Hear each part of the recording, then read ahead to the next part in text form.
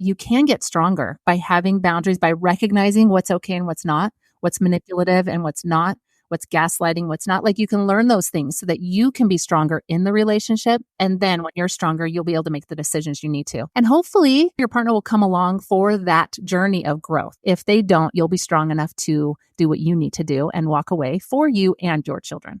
Hi, friends. Welcome to Gather and Growth, a show for the leaders, thinkers, doers, and dreamers from rural communities and beyond. I'm your host, Emily Rushell. On this podcast, we defy expectations, bust through limiting beliefs, and ask the big questions to better understand this beautiful world and the people in it. This is your space to heal, grow, evolve, get curious, and build empathy bridges to truly transform from the inside out. Grab yourself an iced coffee and let's dive in.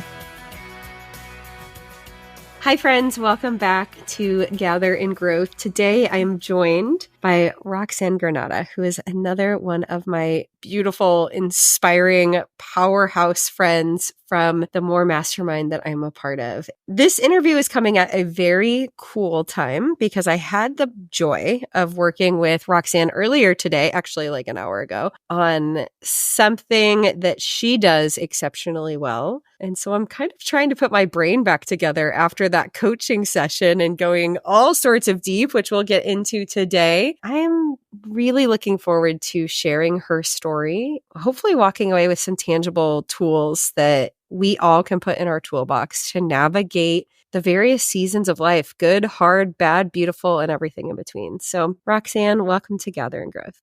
Thank you, Emily. I am so glad we met. That More Mastermind really just brought all these new relationships together, and I just couldn't honestly be happier about that, about attending that so that I can meet you. And now here we are. But, something I talk about all the time and just, part of the nature of what we do here is just bringing people together. And I feel like it's never accidental when people come into our life in the season that they do. Like, you have given name to so many of the things that I've been thinking about, and I feel like you and I operate very similarly in our businesses and our coaching styles of like, I don't know, I just show up and like good things come out of my mouth, but I don't know what it is. How do I put that into a piece of content? That's exactly right. I've got all this great stuff and I like to share it and I want to share it. And then somehow it all comes together, but it's, stressful sometimes in between.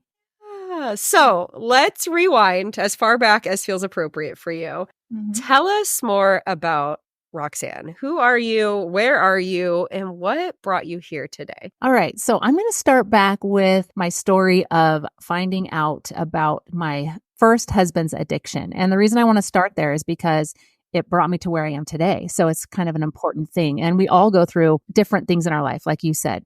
Some hard things, some extra traumatic, some just life, but all of them kind of entail things that we need to get through.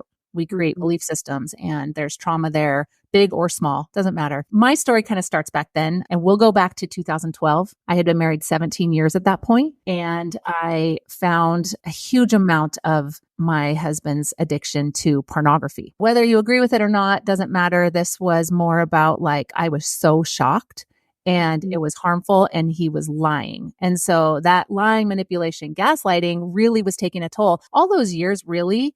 But I didn't necessarily know why. So we always have that intuition of like, something's wrong. Something is not right here. I had that all along. And I had found pornography over the years since the beginning, since 6 months into marriage. I found it, but I didn't realize it was the problem that it had turned into until 2012. And that's where my journey began of healing and finding groups and doing what I needed to do. I walked into my first 12-step meeting for partners of addicts, and I'm like, what am I doing here? First of all, this cannot be my life. Like, how am I even here? And I was thinking, it's fine. I'm just going to do this so that I can help him and we can figure this out. But what I learned real quick was that I needed help. I needed a group of women, and I found them. I found those people. And from there, it just went to counseling. I did EMDR. We talked about that earlier, Emily. EMDR literally was life-changing. And then my therapist was trained in IFS, which is Partswork. And that changed my life. And that healing propelled me into writing a book, doing my own podcast on tools and emotional health. And now I work with women every single day get through the parts of them that keep them stuck. And it doesn't have to do with betrayal trauma. It shows up in all areas of our life. If we have our belief systems we have like people-pleasing belief systems or anything else, we can talk about that in a minute, but that's what we need to get through in order to have successful relationships, careers, and even feel okay personally. Because to be honest, we're not okay. We really are not doing okay. We think we are like, we can do it. Nobody knows, but we're not. And we need to thrive because we're worth it. Yeah. You know what? We talked about that in a mastermind that I was facilitating this morning, specifically geared at entrepreneurs. There was a lot of life stuff coming up. And someone was like, oh, I'm just so sorry to bog down all of our time talking about this thing that I'm going through that's really hard. And full stop, especially in terms of entrepreneurship, but really in life in general, like all of these different pieces of ourselves affect the way that we show up.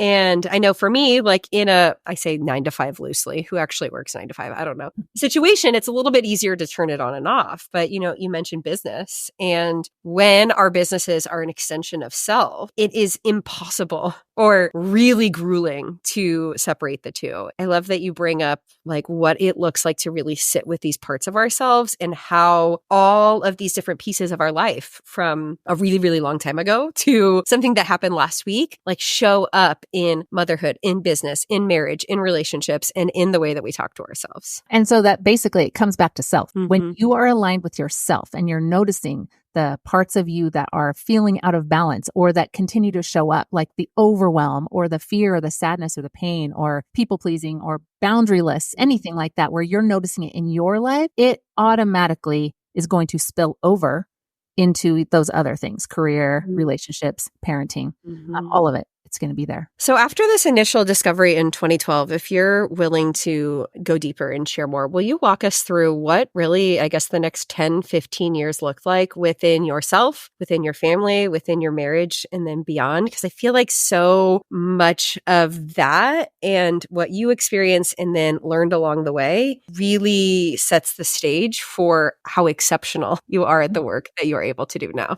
Oh, thank you. In that journey, it started out originally that I was going to do what it took to save my husband. There's something about when we get married, we don't get married to get divorced. We have this dream, this ideal. And aside from the addiction, I loved my husband so much. He loved me. We literally would say stuff like, nobody loves each other as much as we do. We literally felt like we were each other's person. Yet there was always this thing, this empty, missing piece. And that's the thing I couldn't put my finger on. As this unfolded, I was like, he's worth it to save. Like, I've got to save this person.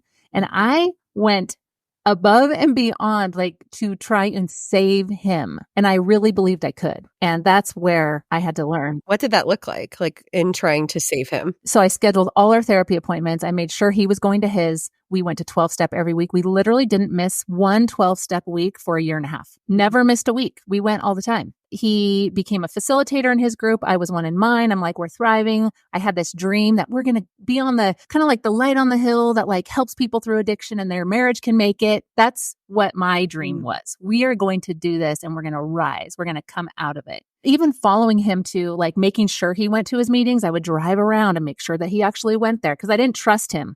The lies were so big that I didn't trust him. So in that journey of me trying to save him, I had to learn how to set boundaries. Now, I remember when my counselor was like, okay, well, you're going to need to set boundaries. And I'm like, boundaries? What do you even mean? What are you saying? It's like, when he does this, you tell him then, if you do this, then this is what I'm going to do. So if you're going to talk to me that way, if you're going to lie to me, then this is what I'm going to do. And I was just like, that is mean. I would never be like that. And he's like, boundaries aren't mean. They are loving, actually. It gives him the opportunity to change and choose to change. The whole idea of letting go of someone so they get to decide is very scary because it lets, I don't have any control then. I don't get to control what he does or doesn't do. And that was oh my gosh, probably the biggest fear is I'm like, he's not going to do it. There's just no way. He won't do it if I don't help him. So with that, I had to learn to surrender the outcome. I had to learn how to set the boundary. I remember the first time I set a boundary, he had lied about something. And I said to him, you are not telling me the truth. I'm going to remove myself from the situation. When you want to talk to me, tell me the truth and be open, I will be happy to listen. he was like, okay, like that's fine for a minute. I went in my room and I was like, oh my gosh, I just set this boundary. I was so nervous. I was like freaked out. I don't know why, but I was. Then like 30 minutes later, he was sulking. He was on the couch, like, poor me. Like, I am the victim now. My go-to before would have been, oh my gosh, like, don't be so sad. Like, this is just because I love you, and coddle and try to make him feel better. But what I had learned was if I let him sit in the pain, then he will have the choice to change. But if I go in and coddle, he's not going to even have that opportunity because I'm going to come in and fix it. Does that make sense? Yeah. I just want to hear, like, I just remember you telling your story in Utah. And You want me to tell that story? If that's okay with you, if you're course it is. comfortable, this is obviously a public platform, but what you're willing to share, I think is just remarkable. And I think you bring light to so many of the things that people don't talk about. And they may not have walked through the exact same experience in the exact same way with the exact same set of circumstances. But I think that there is a lot of healing that comes from hearing what someone else has walked through and being able to see ourselves in it and know that you found another side. Okay. Yeah, absolutely. The story that she is referencing, what happened was a couple years into this recovery process where I thought we were going to 12-step and we were doing the things and we're in counseling, and he was checking off all the boxes. So everything seemed right. It seemed good. But it was like each year from there, I kept finding things. Like a year later, I would find new stuff that would show he's lying. And then a year later, I'd find more. And so it was like all of this chaos and this gaslighting and him telling me he's sober and he's not doing anything wrong was kind of this big deal. There was this one experience, this is before the one that Emily's talking about, but there was this one experience where I knew something was wrong. Something was just crazy. Like I just couldn't figure it out. And I could even feel from God, like he is not telling the truth. He is not being honest and he has to leave. Like he needs to leave. And I was like, this is crazy. Like God, you're asking me to do something nuts. Like, are you serious? You want me to tell him he has to leave? The feeling I had was he needed to go to rehab or he needed to get out. And so I kind of was like, that's not an easy decision to make because in my mind at that time, I still felt like I had the control of keeping my family together, but that is out of my control. I mean, I could stay if I want to be lied to, but it's out of my control. And so to say, you're asking me to break up my family was the most excruciating thing because I didn't want that job. I didn't want him to ask me that. I didn't want my family broken up. I wanted my husband to heal and figure out his crap so he could get himself together so we could stay together. That's what I wanted. And here I am faced with this. And your kids were about how old at this point? They ranged from 10 to 16. I have 4 of them. So that's kind of where we were at. So it's a Saturday. I had family in town and they happened to be gone. My sister was gone. We were doing some stuff at my mom's. It was like Easter weekend or something like that. And I knew I had to tell him.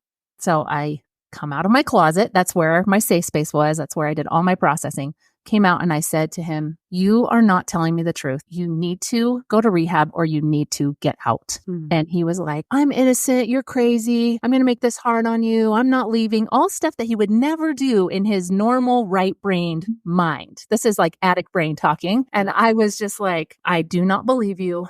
You need to go to rehab or you need to get out. Like, how did you feel in that experience when he would tell you those types of things?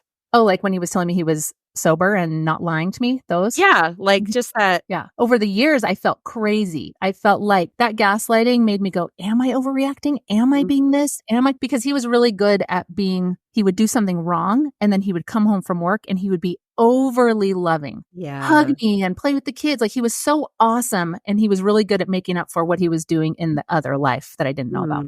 So it was always this conflict inside. Something is wrong, yet he's looking okay, right? Like I would say to him, he would come in and I'd be like, is something wrong? Is there something that happened? And he'd be like, no, I love you. And he would lean in and kiss me. And then he would walk away and I'd be like, what is happening here?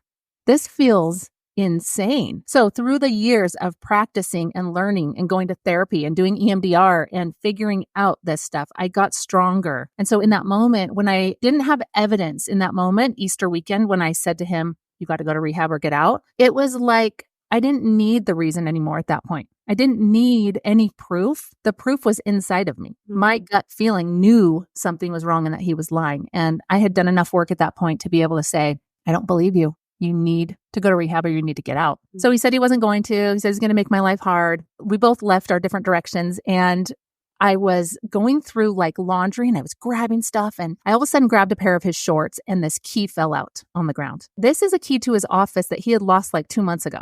And I don't know, these shorts were just like kind of ruffled up on the shelf. And so I just grabbed them going like thinking they're dirty. I don't know what happened, but the key fell out. I knew what it was and I knew I had to use it. So I went over to his office, turned on his computer, and just found like massive amount of stuff that I didn't know about, stuff that I didn't know he was into, stuff that was not okay. And I like grabbed the garbage can. I'm like, oh my gosh, like this is crazy. But it was validating, right? It was validating. So I took all these screenshots of everything I saw. We went to my parents that night, did the whole Easter egg hunt, stuff like that. And we got home and he said, there's some things I want to talk to you about.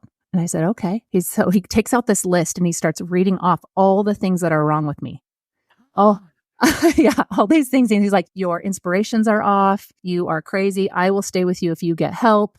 All the things like major gaslighting. And what was so cool is I didn't even have to, I just sat there and listened. I'm like, okay, because I had everything I needed. God totally had given me everything I needed at that point. And I said, okay, well, I just have one thing to say to you. And he's like, okay. And I just opened up the screenshots and I just started reading the sites he had gone to and what he had been doing. He breaks down and cries. That's kind of a go-to for somebody who struggles like this. When they're caught, they're sorry, but they don't actually come forward in the meantime. And that's kind of how you know where that person's at. Yeah. Anyway, he agreed to go to rehab. So he went to rehab. That was kind of the beginning of the next phase, which was the last year of our marriage before I ended up choosing divorce. And this story that you wanted me to share came after rehab. Whether or not someone's experienced this specifically, I love that you're bringing awareness to what that emotional manipulation looks like. Not to make mass generalizations, but I think a lot of us as, women, wives, mothers, like we want to fix, we want to do, like we were even talking about this in the Partswork session, like me as a young child feeling the responsibility of trying to manage the family. Yeah, it doesn't matter what you're going through. These types of toxic patterns in relationships are in so many people's relationships. I'm sure many of your listeners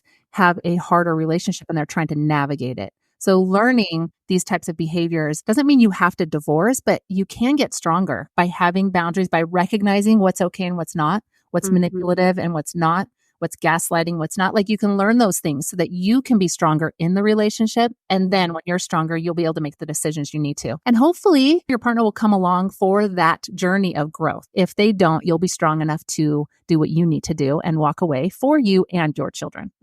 My children at this point didn't know all the stuff. When he went to rehab, I wasn't even quite ready to tell them what was going on. I told him he was on like a sabbatical to help himself do better in life. And it wasn't until after he got home that all came out. And that's fine. Okay, so he gets out of rehab. I pick him up. I found out a lot of things when he was in rehab, a lot of things that were definitely deal breakers for the relationship. And the only reason I stayed at that point was because the therapist said if he does his healing, he 100% would change. He would not be like that. That's all addiction based. And I'm like, okay, so we'll give him a year and we'll see what happens. I picked him up at the end of July of 2014. And this story that I'm going to share happened that fall, September, October area or time frame. In our recovery, his counselor had told him how to help me. He had caused me so much trauma, betrayal trauma. It's like PTSD, that I don't trust him, and he needed to become more trustworthy and help me through this. He caused it. He needed to be a safe space. So the idea was when I was having a problem or a trauma response or a trigger, that he would then show up a certain way. Loving, like, I'm so sorry that happened. I'm so sorry I did that to you. I'm so sorry I caused this to you. Like those types of things. And so one night I was having this trigger and I was like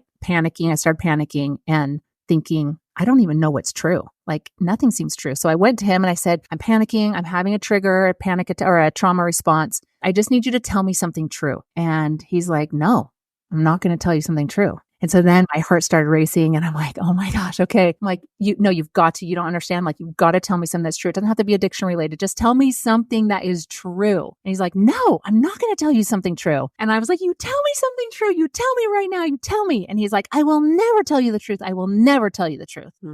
Okay. So I was raised up to out of my mind, right? If anybody's ever had a trigger response, which most of us have in some form where your body shakes, your heart races, you're nervous from a situation or a person, then that's what this is. And so I leave him in the room and I go in my closet again, of course. And I was like, oh my gosh, like this is crazy. And I'm yelling up to God, how can you even have me do this? Like I am a crazy person. Like I'm literally insane. And I look over and all of his neckties are hanging on the bar straight across in this row that is like perfect. It's color coordinated. It's like perfection. And I was like, no, this is a lie. Like my life is not perfect. It just represented something for me at that moment. And I knew what I wanted to do. I wanted to cut them. So I grabbed my scissors from my bathroom, which were like the little small 2-inch blades, like small scissors. And I went in the closet and I just cut and cut and cut. And I poured all my hate and pain and anger and sadness into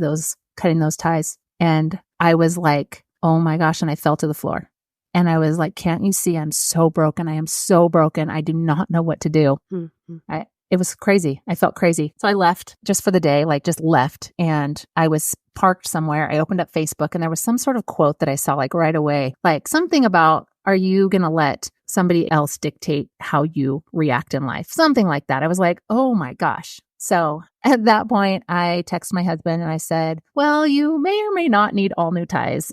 And it was fine. And he's like, I know, I saw, totally my fault. But that was a Saturday. On Monday, I was on the treadmill and I was processing through. How did I get to a place that I acted out of my normal, like I would never do that. Mm-hmm. And I let somebody else's response affect me so much that I did something out of character. I didn't want to live like that. I didn't want to be like that. I'm like, so what do I need so that I have emotional control? What do I need to do? And that's when I saw the cover of this book. The name was on it, Cutting Ties. It was all of these ties. And the first chapter ran through my mind of this story. This was going to be the first chapter of the book. And I was like, am I writing a book? And I heard, yeah, you're writing a book. I'm like, I've never written a book before. Yeah, you're right. How do I do that?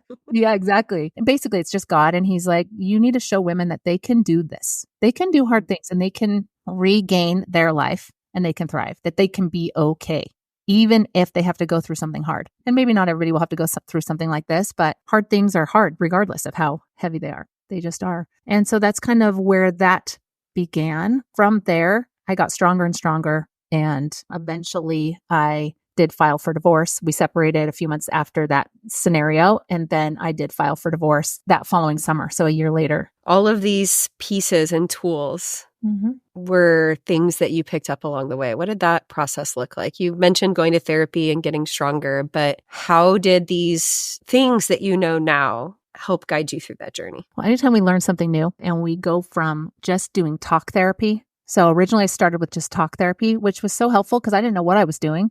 I had someone to listen to me and it felt good for a minute. It felt good every time I left, but then it didn't feel good again. And then I'd go back and same old, same old. So when I found the therapist I used that got me into EMDR, I realized that we need tools that help us process through the pain, not just logically tell us something to our brain. So when I met my counselor that showed me EMDR, that's where things started to shift. And that's where the processing changed. And what that is that general therapy, when you talk about talk therapy, or even mindset therapy, that is dealing with your logic, your brain, all the stuff that's happening here. And the one vein that goes for therapy is change your mindset and then everything will be fine. Mm-hmm. But that's brain. The thing is about that is all our emotions are stored in our gut, not our brain.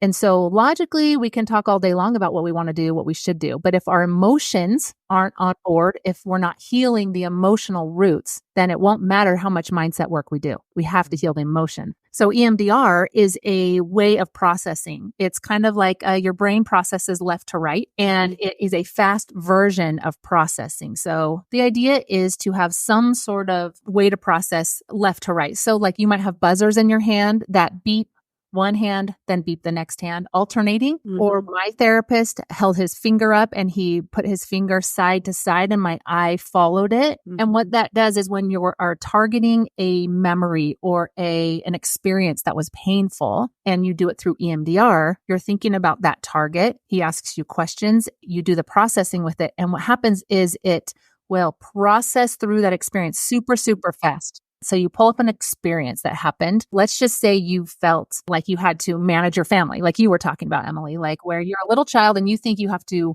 manage other people's emotions. Let's say there's an experience around that actually happened. Well, this one time my dad did this and then I did this. That's EMDR. You target an experience and then the emotion behind it, what happens with the processing when your brain is going left to right is it goes and grabs and picks up all the times you felt that way in your life. So you don't have to process every single experience that's happened to you, For some people, they'd be like, that's too overwhelming. Like I have had too much, but it just grabs it all. And it does it like a movie reel going really fast in front of your face, and you can process it. So you're processing painful events in the body, and then it can catch up to the mind. So that's where I started with my therapist, was EMDR. And that was the first feeling I had where I really was like, okay, now I am starting to heal. The work I did before was just managing my nervous system, really, like giving me a place to talk, someone to listen to me, someone to validate that I wasn't crazy. And that was good. But then the next thing was this EMDR, right? I was like, wow. Yes. Later, my therapist was trained in IFS, which is Partswork, is what I do now. So it's just another way of EMDR that's just slightly different. It's more about finding the part of you that feels a certain way. So we're going into the body where that part is stuck, whether we are a people pleaser, whether we feel shame, whether we feel, who am I to do something? I'm never going to be successful. So many voices in our head. Those are our parts of us talking to us. He showed me that. He showed me Partswork. And that is where I got from where I once was to where I am now, because now I know what Partswork is. I know I can sit with the part of me that gets nervous about something, feel it, talk to her, and heal, integrate her into my life. She's not bad. There's nothing wrong with her. What might that look like for someone who's like, you've piqued their interests and they're like, Partswork, okay, see a part of myself. What do I say? What do I do? Like, if you could kind of coach us through an example, or like what kind of dialogue we could be talking ourselves through in a circumstance like this. Like, what does that look like? So let me just give you an example of what Partswork is with a part of me that I found. So as I was doing this journey, I noticed that there was this situation that would always come up for me. And it was, I was walking to kindergarten for the very first time, and my mom was walking with me. And at that time, I sucked my thumb. And we're walking across the street. I didn't suck my thumb in public, just at my house. But we were walking across the street, and there was this little boy standing next to the school, and he was sucking his thumb. And my mom said, do you see that boy over there? Do you see him sucking his thumb? You do not want to look like that. As an adult, I know what my mom was doing. She didn't want me to be embarrassed. She was trying to keep me from being made fun of or something like that. But can you imagine, as a 5-year-old, what that would have done to my brain? What I might have thought. So I'm walking across the street. She tells me that. And in that moment, a part of me was created. And that part said, I am not okay as I am. I cannot show up in the world. And now I'm very aware of other people's judgment. Yeah. So that ended up being a huge part, because from that moment on, I went quiet. I went shy.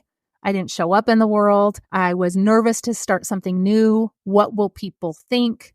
Will they make fun of me? Maybe I won't be good enough. And from there, I created my perfectionistic, I have to be perfect in order to show up. That was the first part I found in Partswork therapy, was her. So I went back and I sat with her, talked with her. I talked to her about how she felt, validated how she felt. And when I say I went back and talked to her, what that means is I looked at that part of me as internally in my body. Where am I feeling her at? And I don't remember where she was at, but she could have been in my chest or my stomach or somewhere where I felt heavy or anxiety, or maybe my heart was racing. Maybe you feel it on your shoulders. It doesn't matter. But when you pay attention to, I'm feeling this way or this emotion, I'm feeling overwhelmed, or I'm feeling fearful. You drop out of your head of knowing that you feel fearful into your body and go, okay, where do I feel the fear? Where am I feeling this part? That's where you tune in. Okay, it's in my stomach. So you're like, okay. So then you look at that in your stomach and go, okay, there's a part of me that feels this way. Like I can't show up in the world. That's my part. I can't show up in the world as I am because I'm going to be embarrassed and I'm not going to be accepted. Okay? If I show up not perfect, if I show up not doing it exactly right, then I'm at risk of being criticized. So sitting with that part looked like I identified where she was. Let's just say she was in my stomach. And I then in my mind talked to her. Hey, I see you. I know that you're there. I see that you're hurt. What do you need to tell me about that situation? Well, that was so embarrassing. And now I don't even know what to do in my life. And now I don't even know how to show up. I don't even know what to do. And then I hear her. Yep, I get that. That makes sense. And then we help her reframe it. So I helped her reframe that situation by saying, why do you think mom said those things? Oh, because she didn't want me to be embarrassed. So now it turned from shame to she loved me. Maybe she didn't do it the right way. And all of a sudden now she could let go. That part of me could let go of the trauma around it. like the belief that I can't show up unless I'm perfect. I love that you are describing these very real things that we experience in present day and the way that they are all tied back somewhere else. Yeah. And that is something, as I went through my own journey in therapy and in EMDR and then in coaching and facilitating conversations, so often we think we are struggling with confidence or decision making, XYZ. But really, if you peel back layers, it is rooted in some sort of trauma. And I think for a long time, speaking me personally, I thought trauma, capital T trauma, big, scary, bad things. And there really are, it's like a series of micro experiences without your life that are defined as trauma that impact the way that we show up today. And so I love that IFS or Partswork helps be like, okay, I conceptually know that, like my brain can understand this, but like, then what do I do with it? And how do I heal and process and acknowledge and continue moving forward and not get stuck, so to speak, in those parts, which is what we worked through today. Yeah, right. We don't want them driving, but they do. They do drive. So those parts of us are young. So from 0 to 7 years old, you believe everything someone says. This is like science. So if your mom tells you you are the worst or you're irresponsible, you are going to believe her without any thought to discern. Like there's no discerning of that. Yeah. Well, from 0 to 7. And I know those of you who are moms, like I know we haven't done it perfect. And I know that there might be some guilt that comes up or like, oh my goodness, I shamed my child because I didn't want them embarrassed either. We all do it. And that's okay. It's just more of knowing and acknowledging so that we can then help our children not have to create those parts. Hey, what I said yesterday, that wasn't really true. This is really why I said this. So I communicate with them. Then that part won't be created for them. And if it is, that's okay. It's like you keep healing your parts, they'll heal theirs, and it'll work out okay. So just know that everybody makes mistakes and we don't do it right. And the way our children internalize their own parts or how those experiences turn into parts are different. My siblings don't have the same parts I do from my mom, but I do. I have several. So maybe it's my human design. So we can't do it perfect, but we're just going to do the best we can as moms. Yeah. And one thing that I have really held on to hope for is like, even with my best of intentions, my kids are experiencing the world a certain way through me. I inevitably will say and do things that, I put this in quotes, screw them up. But the best thing that I can do is show them what it looks like to process and to heal and to grow and to normalize conversations around mental health and therapy and struggle and like help equip them with the tools to like understand, know, trust, and love themselves through all of these different pieces. And that is something that I am very intentional with. And so I know that regardless of anything I unintentionally do, like I am giving them as much advantage, so to speak, as possible by like fostering that within them. 100%. And even that awareness and you doing that heals them. If you keep doing your work and being aware of them like that, we're connected. And that's also science. The nervous system, whole platform of nervous system healing, which is part of Partswork and other somatic things, is that whole thing of you're healing generationally. So when you do your healing, it heals backwards and forwards automatically just because of DNA. It just naturally does. And so you are giving your children healing just by you doing that and being accountable. So what I hear you say too is like when you do it wrong, you're open to saying, hey, I did that wrong and I'm sorry I did that. It's not going to turn into anything for them. They won't have a part that's created from that. Even the big T traumas like divorce, that's one of the top things. You know, everybody's fearful about that. Like, oh, I don't want to get divorced. I'm going to stay for my kids. Yeah. But the other side of staying for your kids is that then they see a relationship where it looks like this, or you're lied to or gaslit, or you're sad. It's not this mutual relationship. And so then you're showing them, my mom believes she should be treated that way.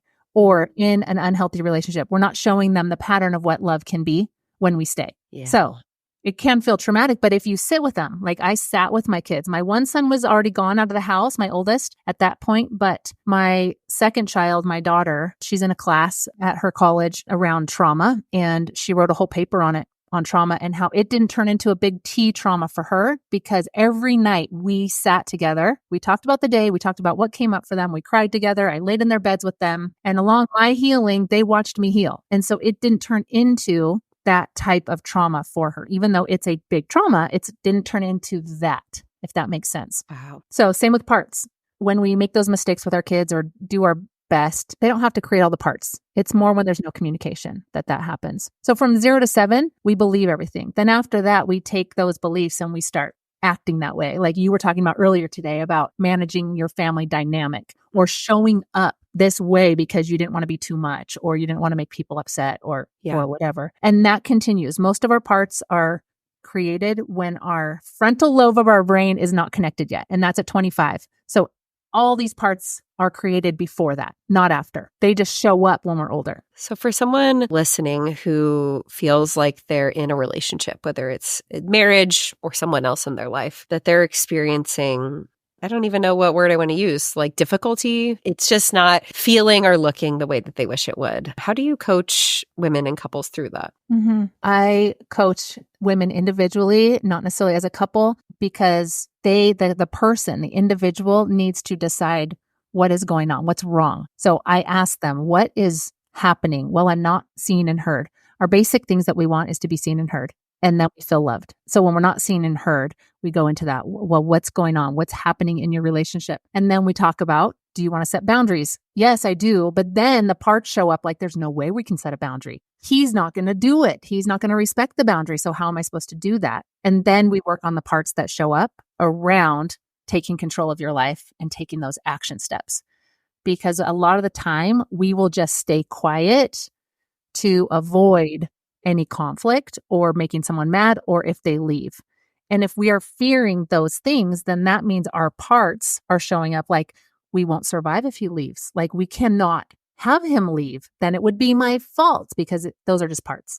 So it's all parts work, getting to figure out why they're not saying anything. And then when they want to say something, what fears come up around saying something and how they can have a healthy relationship. What does that look like for them? What do they need? What do they want from their spouse? Learning those communication things to tell their spouse, this is what I want now. Well, you didn't want it before. Yeah, well, I want it now. Right? We're growing and changing and I want it now and I want you to come along with me. The thing that people feel is sometimes if we set boundaries, it's to keep people out, but it isn't, especially with our partner. It's actually, we want them to be in our lives and we want to be loved a certain way and we're inviting them to love us that way. Yeah. They're not ultimatums. They're actually healthy for the relationship, but it's all about individual parts work. If you go back to what I was saying at the beginning of, I went into my 12-step journey and counseling to save and fix my husband. Yeah. But ultimately, I had to change and fix me. I had to heal the parts of me that were keeping me stuck and not doing well. This goes the same with your businesses and career. You've got to be aligned personally so that your career can flourish because all of those things that show up in your relationship are going to also keep you from succeeding in your career. Yes. Oh, I would love if you could talk more into that. About your career? Well, just like how, so often I feel like we can be misaligned in one area and just like pretend like everything else is going to be okay. And I think that is sustainable until a point, until it's not. Yeah. It's not about trying to fix every aspect of your life. It's about fixing and healing you. So it always goes back to self. So if we are constantly aware of what's going on in us, where we feel these pain points, what emotions are coming up for us, and we heal those parts, then the rest naturally figures itself out. Otherwise, the overwhelm of my husband sucks, I feel terrible, and I literally can't get out of my bed, and I'm not making any money, and my kids are off the rails. Like then all of a sudden it's this external, way big thing that's been blown out, like spiraling out of control. When actually we need to go in and be like, okay, what's going on in me? Where am I feeling overwhelmed or frustrated? I'm overwhelmed in my relationship because of this or my career because of this. And we healed that part, then the rest isn't. That's like when you get upset, like think about like all of a sudden you get super mad at something, whether it's your kids or your husband, and it's a little thing. It's really not that big. My fuse is done. I hate all of you. Like everything's terrible, right? Yeah. That's the last straw, but that's the top layer. That's the little tiny thing. That's not even the reason why. It's lower. It goes down, down, down, down to that part of you inside your gut. That's like, we are not seen and heard. Nobody appreciates us. Yeah. So in your career, the way that looks is we might want to do something, but then our parts show up like, who am I to make this money? Maybe your family grew up not having any money and they never did and they struggled. So who am I to break that from the family tradition? Or my parents always said, you shouldn't be spending money, or people who have money are jerks or whatever, right? They're evil. Those things will show up when you try to earn money in your career. Or maybe you have this like passion and you want to help people do something like what I do or what you do, right? We have this passion that is like, I just know I have to. Like there's no other way. I don't even know always how I'm going to do it, but I have to do it. It calls me to do it. Those parts show up of like, okay, well, who are you to do that? You know, you are a wreck a lot of the time too. You're still working on your parts, or you're not 100% healed.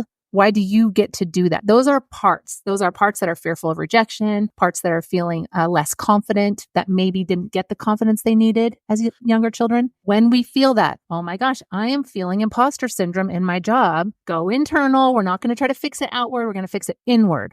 Why do I feel this? Well, because my teacher told me this, or my friends told me this, or I got bullied, or it's so many reasons, but all of it, all of those parts of you are children. They're not adults. Those fears that come up, those are parts of you. That's not the you today. As we were doing this earlier, like the exercise of where are they? What did they look like? And then like regaining the control. And like, okay, thank you. What was it that you told me? Like, thank you for telling me that. Like, I will address you one at a time. Like, I'm driving the bus here. Yeah. In your situation where all of those parts started talking all at once and like the chaos started, like you were like, oh, okay, almost like a big overwhelming feeling. It's like, all right, everybody, all those contradictory voices were trying to say something to you.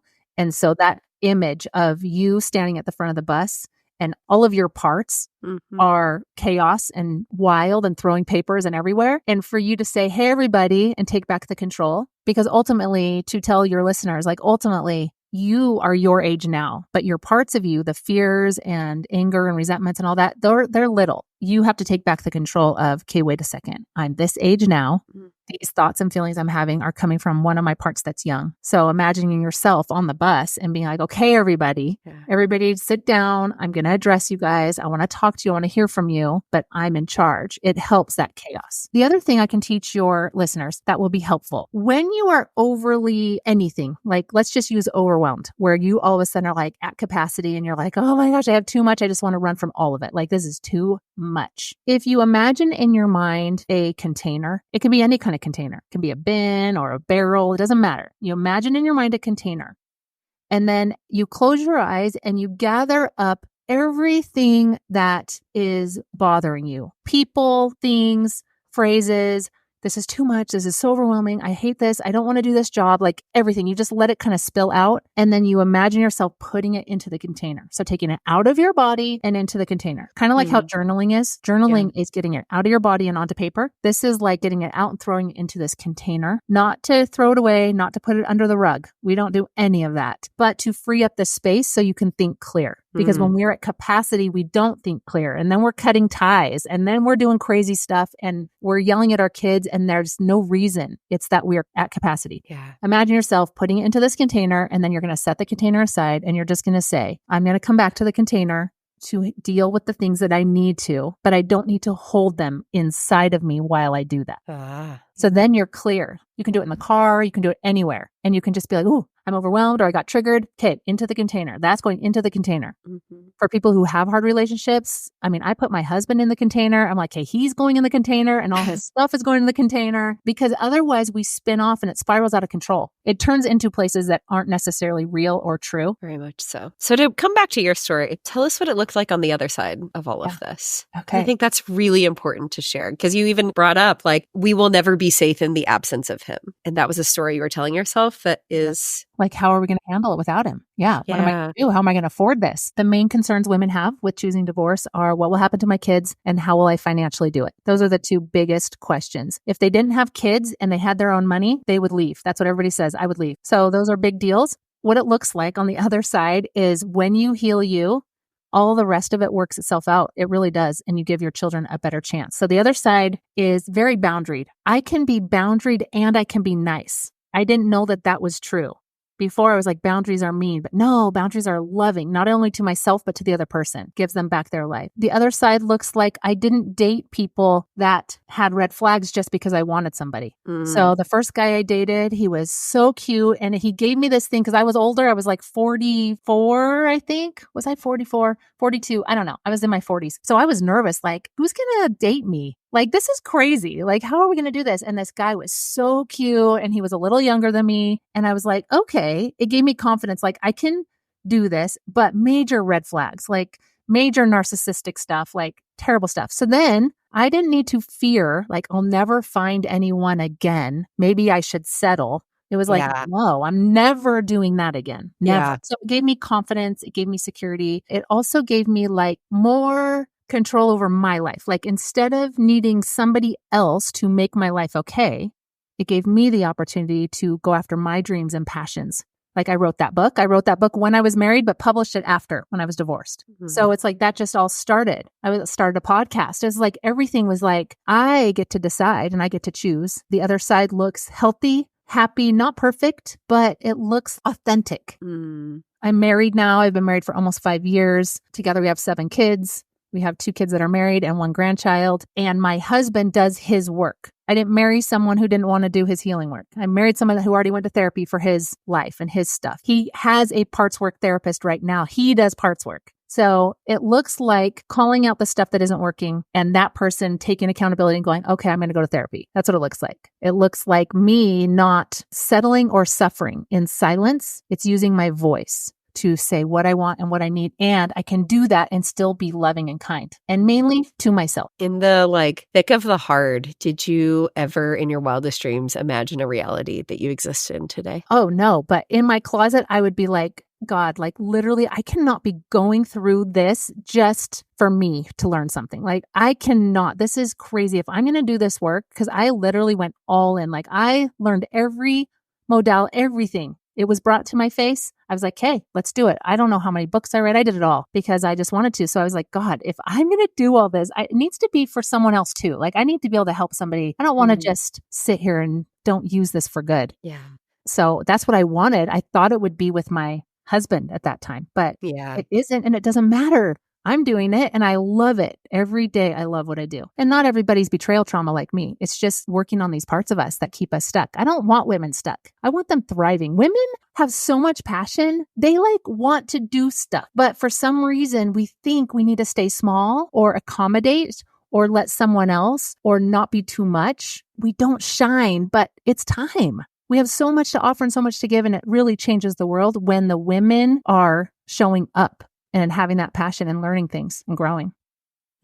Healed women heal the world. It really is true. And I appreciate you sharing the depths of the story, because when we're going through hard things, no matter what that looks like you theoretically know there's another side because we understand how time works, but it doesn't feel like it. It feels like forever, whether it's postpartum home with a newborn, whether it's marriage from hell, whether it's a job that is sucking our soul, whether it is family dynamics that we are navigating. It feels like we will be stuck in that for eternity. What I take away from this is that there is always another side. There is always hope and there is always healing, and it might get uglier and messier. It's like that, cleaning out the closet mentality. You're like, you got to take all this stuff and throw it all over the house and all over the bedroom before you put it back together in the cute containers from the container store. Exactly. But it's worth it. This is me assuming. It would have been easy, I put that in quotes, to stay exactly where you were and still be living that life today. No, I was dying. I was literally, even there was one night where I literally was like, I don't think I'm going to wake up tomorrow. I thought I was dying. Emotional death is real. It's not just physical. Yeah. And there are so many people who stay there. Yeah. And like you said, it's not even about, like, all the stories are different. Some people might listen and go, oh, my situation isn't as bad as Roxanne's that she shared, so I shouldn't be so sad. But that is not true. Yeah. All experiences, nothing should be compared, because everything we experience feels like the lowest of low at that time in whatever that situation is. And it deserves time, attention, love, care, concern without comparison to somebody else. Any of those shouldn'ts, I shouldn't feel bad because this, or someone might say something like, well, somebody else has it worse than you. I mean, that's a toxic phrase. What does that even mean? Like, that doesn't even matter. It doesn't matter if someone has it worse than me. What I feel right now is real for me. So many people would say, well, your husband just did this. I'm like, hey, you have no idea first. But I'm like, literally I was on my deathbed emotionally. Like, I didn't think I was going to make it. And like you said, but I did make it. And the reason is because I was honest with what I was feeling. I was aware that I was not okay, and I was getting the help that I needed. And I had someone walking me through it, because I thought I wanted to die at times. Like, I can't do this anymore. Yeah. But day at a time, you make it through one day at a time, and eventually you're on the other side. Mm-hmm. It's worth it, because the after part, you think of your view is very narrow. And then like your lens, you're seeing this little tunnel. And then after you learn all these cool things and you know about EMDR and Partswork, and there's a way that I could live my passion and be like the woman I want to be. It's like you're just expanded so much that you wouldn't give it up. And I'm on the other side to where all that stuff that happened doesn't matter anymore, doesn't hurt me. It doesn't come up for me. I'm grateful for it. Like I literally don't care. It made me who I am today. I couldn't have said that then, but I can say it now. That's the other side. Roxanne, thank you so much You're for welcome. sharing your story and your gifts and even just these little tangible tools that we can take and move forward in our own way. I really appreciate it. Oh, I'm glad I got to be here with you. So one question I ask every guest on this show is, what does personal growth look like for you in this season? It looks like every day I am very present with myself so that I can sit with the parts of me that are either not doing well or need some attention. Literally every single day, assessing myself, being so present that I know who I am and what I need. And that changes everything. So when I am not doing well, I sit with that part. Why am I not doing well? Well, I don't feel loved today. Okay, how come? Why don't we feel loved today? And give her the love that she needs, or just sit with her in that, and then I can be productive. That's what it looks like for me today. Just super present and aware and knowing I'm worth it to figure it out. I don't have to brush it aside or pretend nothing's wrong. I can have something be wrong with me and also help other people through their stuff. I don't have to be perfect in order to do my job. I know I just need to be aware and honest with myself. Oh, I love that. I think a lot of us are held back by, well, I struggle with this. Who am I to help someone else with it? But this is why coaches have coaches, therapists have therapists. Like the very fact that we are imperfect people navigating life, in fact, makes us more qualified and double equipped to help someone along their own journey. That's really what we are meant to do here, is hold each other and reach our hand backward and say, let me show you how. Let me guide you through this. Yep. There were people ahead of me when I was going through it, and I would look at them and I'm like, I want to be like her. Like she's happy. Why is she smiling? Like I don't do that right now. And I wanted to be her. And now I'm at that point where, and I'm looking behind, like you said, we always can help the people coming up. They're attracted to what you have because of where you're at and where you came from. Beautifully said. Roxanne, if we want to learn more, first of all, how can we get connected with you? And because you are one person with a limited calendar, maybe what other resources would you recommend? Podcasts, books, things that we can dive into to learn more about Partswork or any of the things that you've talked about today. Give us all the details on next steps we can take after this conversation. Okay. All the details. All right. Well, if you want to follow me on Instagram, my Instagram is at Roxanne Kennedy Granata. And that would give you like all the ways to find me in other places. I do a free call, 20-minute session, so that we can assess what's going on with you, what your parts are that you might need help with. And then you can see if that would feel good. I can see if I can help you, and I can direct you other places if I can't. The link is in my Instagram or my website. Same name, Roxanne Kennedy Granata. As far as like other resources, I do have a podcast. It's called Choose In. And in my podcast, I do talk about this story. I started in 2020, so my story started that way, but I talk about all the boundaries, the tools, parts work, the exercise we did with you today, like the bus. I have a whole episode on parts work and the bus idea, using the bus. And so there's lots of resources help you along the way, and those are free resources. Podcasts to learn these things, learning what gaslighting is. If you think that you're in an emotionally abusive relationship and you're unsure, there's a great episode on that. There's just so many. There's over 100. So lots of things to help you there. There is a book on Partswork. So if you wanted to learn more about what it is, Altogether You is the book. It's on Partswork. And her name is Jenna, and I can't pronounce her last name, Reimersma. It is a white cover with blue, but it's called Altogether You. That helps identify, like, so you can see what is happening in my body. What do these parts even mean, what they mean? And then, of course, if you just need help, if you have been through betrayal or you have been lied to in your relationship, you can go read my book if you want. It's just on Amazon. It's called Cutting Ties, Healing Betrayal Trauma as the Spouse of an Addict. And it's all my healing journey in real time. It's not like a book of how to. This is me now writing it in the real time. So that could be helpful to you. Otherwise, reach out though. We can always do the 20-minute session and then work together. Beautiful. Thank you so much for being here today. I really appreciated this conversation. Thank you so much for having me, Emily. All right, y'all. Until next time, I am so forever grateful for you.